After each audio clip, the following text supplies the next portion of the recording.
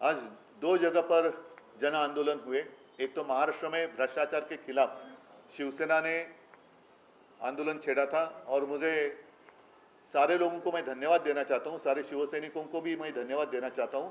बड़ी संख्या में महाराष्ट्र के हर जिले में शिवसैनिक आए थे और उनके साथ ही साथ मैंने देखा कि जनता भी आई थी।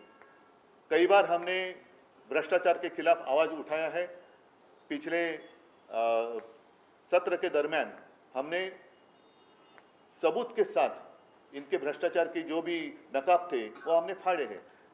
इसके बावजूद हम राज्यपाल महोदय जी से भी मिले, उनको भी सारे सबूत दिए, लेकिन कोई दखल अंदाजी करने के लिए तैयार नहीं है और इसलिए आज हम रास्ते पर उतरे। साथ ही साथ जब हमारा आंदोलन यहाँ चल रहा था, दिल्ली में इंडिया आघाड़ी के सारे सांसद चुनाव आयुक्त को मिलने जा रहे थे, उनके सामने जाकर हम आंदोलन करना चाहते थे। बीच रास्ते में उन्हें रोका गया और पुलिस स्टेशन में जाकर अरेस्ट कर दिया गया। ये तो मुझे ऐसे लगता है कि हमारा आंदोलन इलेक्शन कमिश्नर के खिलाफ है। इस बीच में सरकार और भाजपा क्यों आ रही है हमें पता नहीं। इसका अर्थ साफ है कि जो उन्होंने चोरी की है उसको छुपाना चाहते हैं, जो चोर है उनको वो रक्षण उनका करना चाहते हैं। मुझे ये उम्मीद थी कि भले प्रधानमंत्री तो कभी आमने सामने आते नहीं, उनके ओर से कुछ दो चार मंत्री सामने आकर इनके साथ कुछ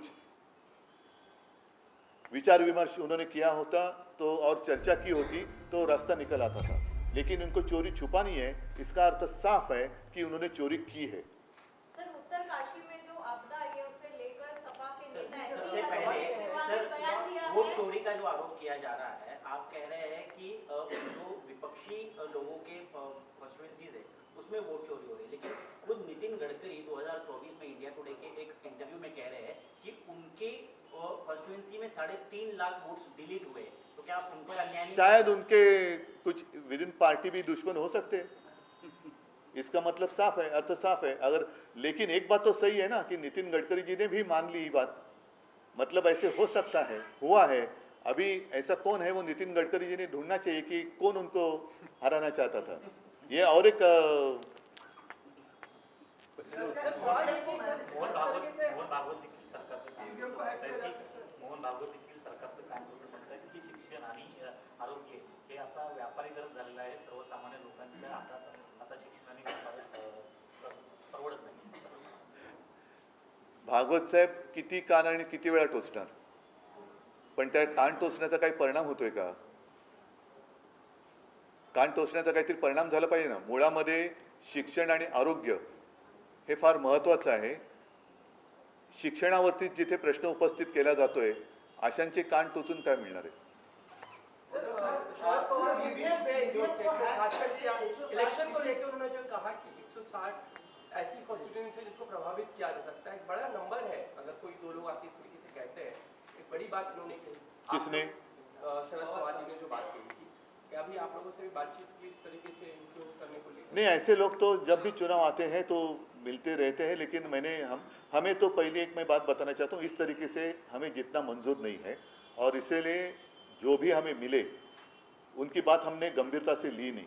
लेकिन अब मुझे एक कुतूहल है कि वो लोग कहाँ गए, वो लोग हम ढूंढने की कोशिश करेंगे और अगर मिल जाए तो समझने की कोशिश करेंगे कि ये कैसा मामला है, क्या है। इसका अर्थ ये है कि अब चोरी तो हुई है और मेरी अपेक्षा यही थी, मैं दोहराता हूं बात, कि बीजेपी की ओर से नहीं लेकिन गवर्नमेंट की ओर से कोई मंत्री या कोई रिटायर्ड जज या कोई भी आकर आमने सामने बैठकर राहुल जी ने ये सारी बातें कही है तो उसमें कितनी सच्चाई है समझ लो ना। हम देशद्रोही तो नहीं है, पूरे दुनिया में अपने खिलाफ अभी अमेरिका है, बाकी सारे लोग हैं, देश है। तो अब ऐसी स्थिति में विपक्ष को साथ लेकर देश का हित अगर प्रधानमंत्री सोचते तो उनके ऊपर ये बात ऐसी नहीं आती। निष्पक्ष जांच की मांग कर रहे हैं, जैसे जेपीसी से जांच हुई थी या जेपीसी जिस तरह से इंटरफेयर करती है मैटर्स में, क्या आप कोई नहीं? अभी जैसे मैंने कहा कि कभी ऐसे कहा जाता है, इलेक्शन कमीशन ने कहा राहुल जी को कि आप एफिडेविट दे दो, बराबर है, आप कोर्ट में जाओ, कोर्ट में जाएं तो आप क्या करेंगे? अभी जो फिलहाल कल या परसों उन्होंने कहा कि जितने डिलीटेड नाम है देने की हमें कोई बंधन नहीं है, तो क्या इलेक्शन कमिश्नर राष्ट्रपति या सुप्रीम कोर्ट से भी ऊपर चले गए? क्या इतना अधिकार उनको दिया है? क्या ये सुप्रीम कोर्ट का अवमान नहीं है? क्या करेंगे? हम सुप्रीम कोर्ट में जाएं भी, अगर इलेक्शन कमिश्नर कहे कि हमें कोई बंधन नहीं है, तो करेंगे क्या हम सुप्रीम कोर्ट में जाकर? सर आपने बीच में भी जो बात की मराठी में, खास इसलिए मैं कनेक्ट कर रहा हूँ, इस समय में बीजेपी के लोग आप गिरफ्तार हैं क्या के आपको प्रेजेंटेशन कर गए थे, तो क्या ये तरीका हमेशा से बीजेपी का, जिस तरीके से हम चोरी की बात करें हमेशा से नहीं, देखो अभी एक बात तो ये तो बात स्पष्ट है, लोकसभा के दरमियान लोकसभा का जो चुनाव परिणाम आया महाराष्ट्र के लिए, उसके बिल्कुल विरोधी विधानसभा में आया। बीच में सिर्फ 5 या 6 महीने गए थे। परकला प्रभाकर जी ने खुद कहा था, हमने तो उनको नहीं कहा था, कि इस 6 महीने में लगभग 45,000 वोट बढ़ गए। कहाँ से आए वो लोग, कौन है ये लोग? और इसीलिए राहुल जी ने जो मुद्दे उठाए हैं वो गंभीरता से लेने की आवश्यकता है कि कुछ लोग जहाँ एक एड्रेस पर 30-30 वोटर रजिस्टर हुए हैं, कहीं पर 200 लोग हैं, फिर जो 70 साल की उम्र और उसके ऊपर के जो है फर्स्ट टाइम वोटर दिखाए गए हैं, तो ये सारी चीज़ें हैं, कौन देखेगा? महाराष्ट्र में खासकर आपको लगता है कि चूंकि चुनाव यहाँ पे भी स्थानीय निकाय के आने हैं, तो ऐसे में जरूरत होगी सारी वोटर लिस्ट को कहीं ना कहीं रीचेक करने की, जैसे कि राहुल गांधी कर रहे हैं यहाँ की भी? नहीं, हर एक मतदाता का अभी एक कर्तव्य बनता है कि अपना नाम मतदाता सूची में है या नहीं है, और क्या अपने एड्रेस पर कुछ घुसपैठी तो इन्होंने घुसाए नहीं है, तो ये भी देखने की आवश्यकता है। साथ ही साथ मैं मेरे पार्टी की कार्यकर्ता और महाविकास आघाड़ी के सारे कार्यकर्ताओं को कहता हूं कि आप मतदाताओं की सूची लेकर घर घर जाकर चेक करो।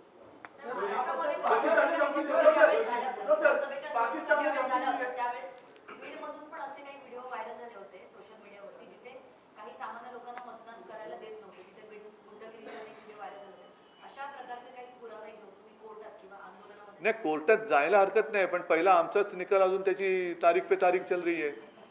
झाले 3 वर्ष झाली, 4थं वर्ष सुरू झालं, कितवं वर्ष सुरू झालं, 5वं सुरू झालं, 6वं सुरू झालं, काय त्याला कालमर्यादा आहे की नाही?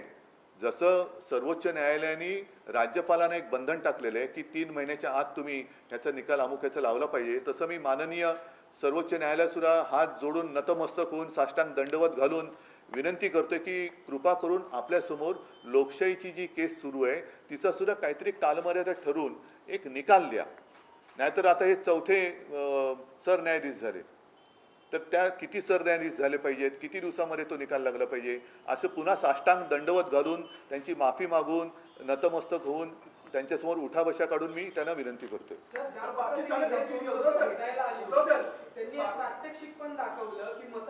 मला आता त्याच्यात फाटे फोडायचे नाहीयेत।